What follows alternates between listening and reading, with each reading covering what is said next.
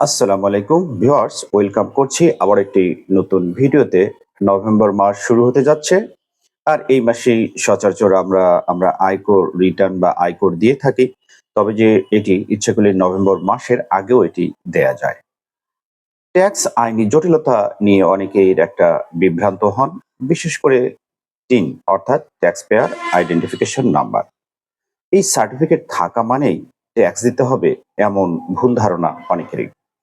আজকের এই ভিডিওতে জানাবো যে টিন থাকলেই রিটার্ন দিতে হয় কিনা, আর কাদের ট্যাক্স দেয়া বাধ্যতামূলক।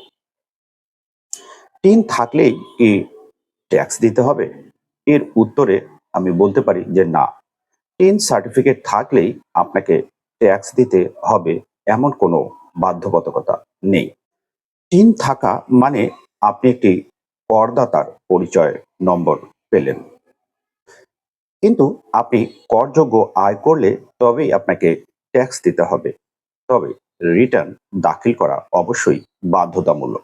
যাদের টিন আছে তাদের করযোগ্য আয় না থাকলেও আয়কর রিটার্ন জমা দেয়া বাধ্যতামূলক। অর্থাৎ যদি আপনার কর দেওয়ার মতো আয় নাও থাকে, তবু আপনাকে বছরে একবার জিরো রিটার্ন দাখিল করতেই হবে। এই রিটার্নে আপনি শুধু দেখাবেন যে আপনার আয় কর সীমার নিচে। এটি হচ্ছে সরকারের কাছে নিয়মমাফিক হিসাব দেওয়ার একটি অংশ। রিটার্ন না দিলে কি হতে পারে?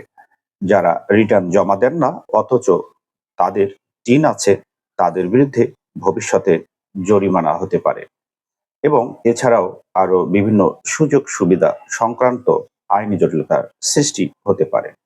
তো ধন্যবাদ সবাইকে ভিডিওটি ধৈর্য সহকারে দেখার জন্য। আর যদি ভালো লেগে থাকে তাহলে অবশ্যই এটি শেয়ার করে অন্যকেও দেখার সুযোগ করে দিবেন। আল্লাহ হাফেজ।